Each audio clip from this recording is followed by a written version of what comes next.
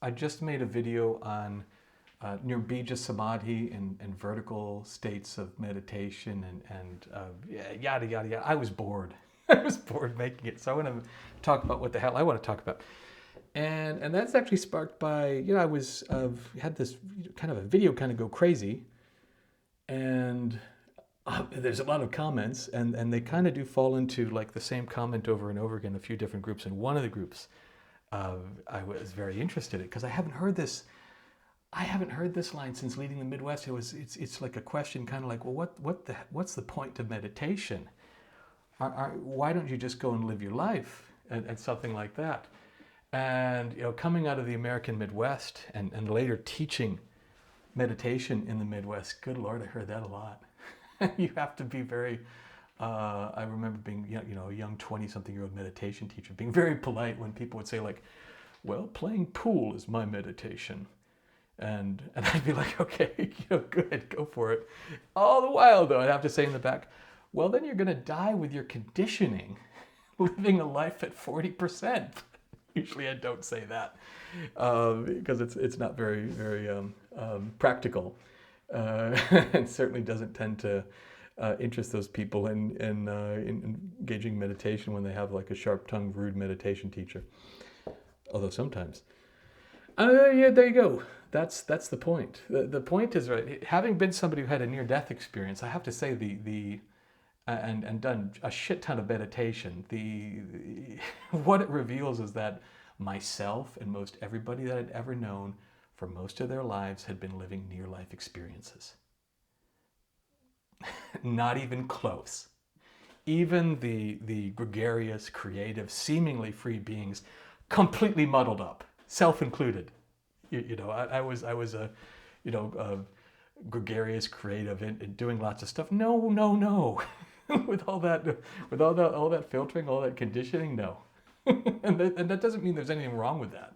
There's in a sense, actually, especially as you go along, you're like, well, actually, it is kind of all okay. Not in a BS kind of sense where you're just kind of trying to make amends in a superficial way with how difficult and how awful things are, but kind of a deeper way. But that said, and you can tell I'm interested because I'm talking fast. So I'm actually interested in this video. That's the whole point.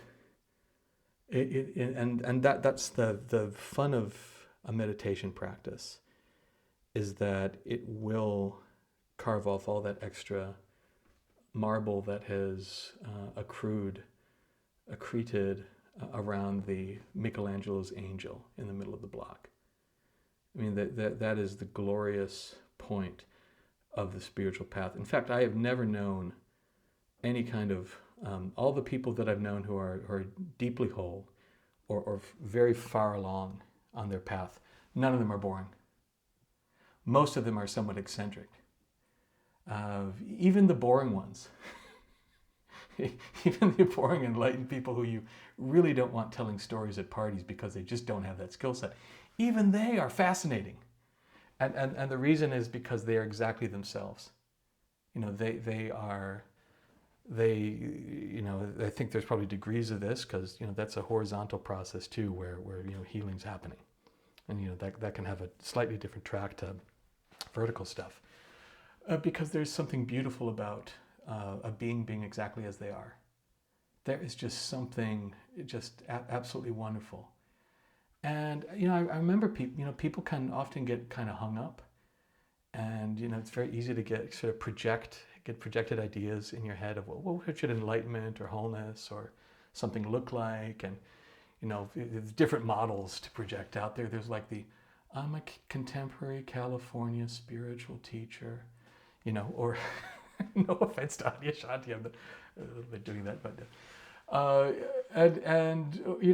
maybe you need to talk in a British accent with like a nice potted plant by you and talk in a very crisp sort of way about awareness and the cleanliness of it, or something like that. No. Some of the best teachers I've known were mechanics. Who didn't necessarily have like a largely expansive vocabulary. I've known also. I think I knew an enlightened sheep rancher once. That was a very interesting experience to be around them. All sorts. And so, yeah, one doesn't turn into a manila envelope, just the opposite. There is so much life. That's another thing. Good God. And this I actually remember from after my near-death experience as a teenager. Very similar perceptions to that, to after a teacher training years later, to, after maybe 4 years of regular meditation past the teacher training, I'd often have this sense of seeing almost like the auras or something, of often a vast sort of like, I interpret it as love. I would actually see this golden liquid attempting to penetrate people's skulls, and I was like, what is that? And then my inner voice eventually answered, oh, that's actually love.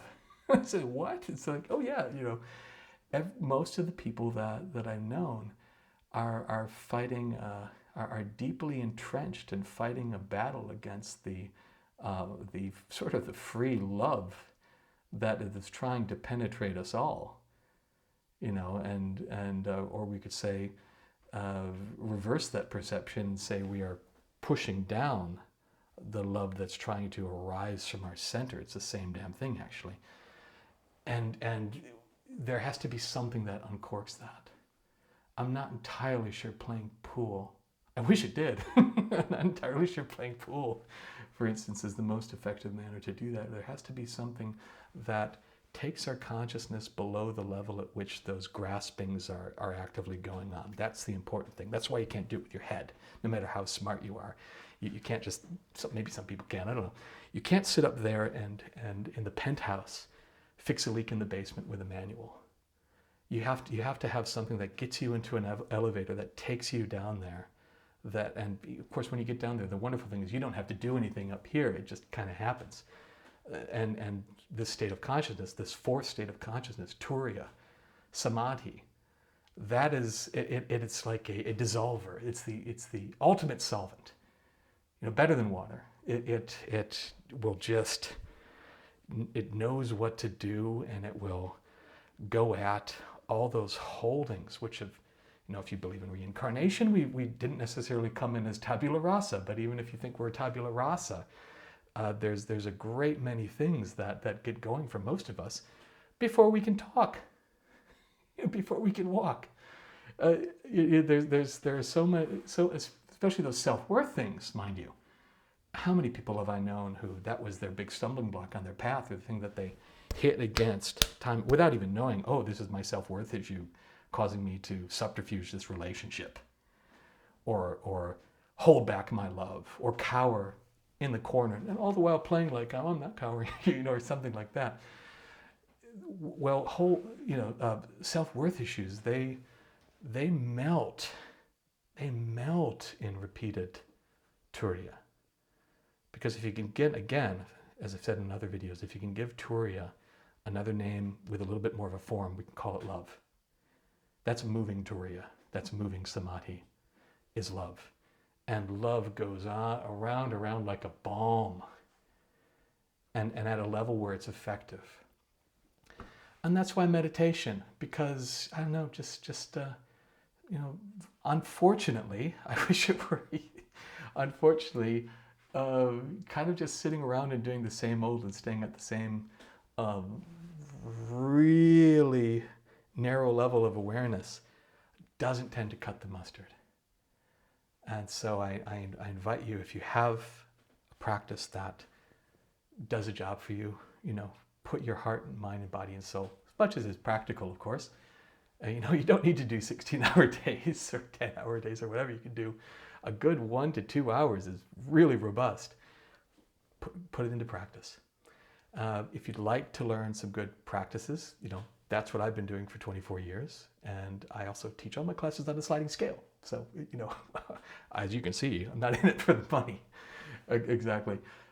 So yeah, I have some classes coming up. And if you see this before July 11th, I'm doing an online class with the Open Circle group. And then I'm also teaching my main dharmic method of this lifetime, the Ishaya's Ascension. I'm one of the few teachers who openly teaches it via Zoom, and I get a lot of trouble for that. And so I think that's like August 8th and 9th, whatever, it's a weekend, so whatever that weekend is. And if you like this video, please like and subscribe, and check out my work, which will be under the, all those links will be under the video. So thanks for being along for this ramble. And this was much more interesting than talking about Nirbija Samadhi. Another time though. Okay, bye.